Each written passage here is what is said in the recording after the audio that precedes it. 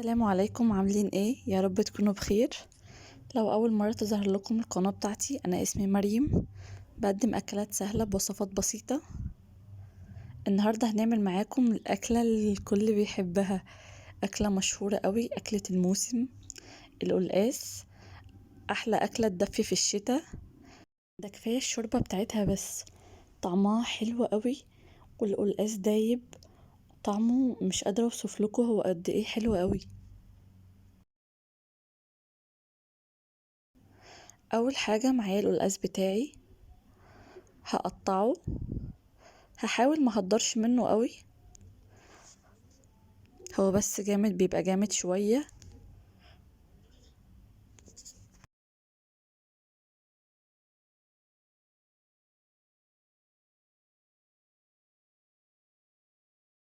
انا قشرته، هبتدي اقطعه.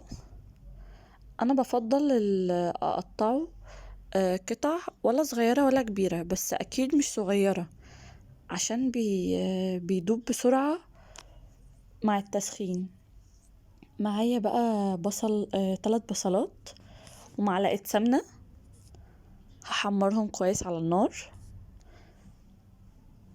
هخليهم لون ذهبي، مش محمرين قوي.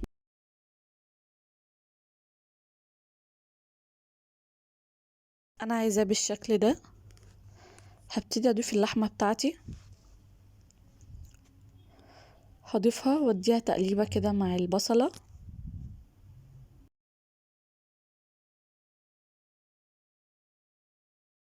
بعد كده بوطي النار عليها، اهي بقت بالشكل ده. هي نزلت المية بتاعتها، هبتدي بقى ازود الشوربة بتاعتي عشان اعمل شوربة للقلقاس، واسيبها بقى اللحمة تستوي معاها.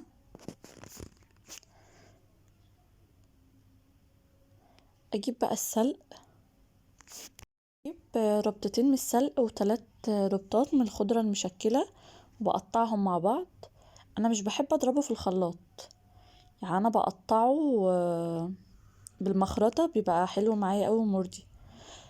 لو مفيش شوربة، لو انتوا مش حابين تعملوا كده، ممكن تعملوها بأي شوربة برضو، مش هتفرق. بجيب بقى معلقة من السمنة في طاسة، وبجيب معلقة كبيرة من الثوم، وبحمرها مع بعض، بخليها برضو تبقى لونها ذهبي.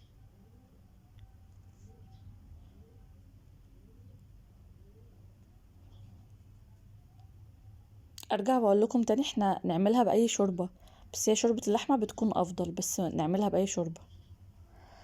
ابتدي بقى اضيف الكزبرة على الثوم، بتديها طعم حلو جدا وريحة فظيعة، واضيف السلق واحمرهم مع بعض، وابتدي بقى اوطي النار واقلبهم مع بعض، عشان تنزل، هو هينزل المية بتاعته ويستوي.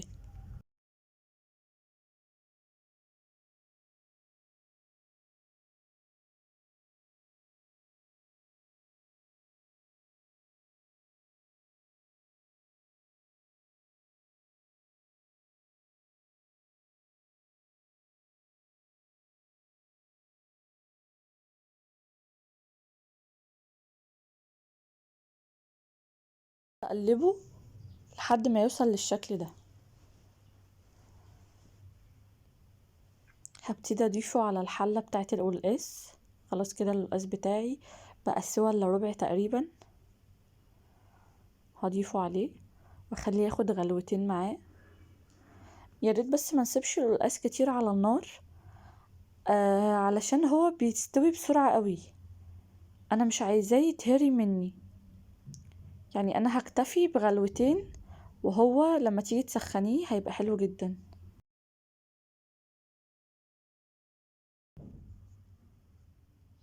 وده كان شكله النهائي. حقيقي الكاميرا ظلمة جدا، بصوا دايب وحلو قوي، الشوربة بتاعته لوحدها حكاية، اللحمة بتاعته دايبة قوي قوي.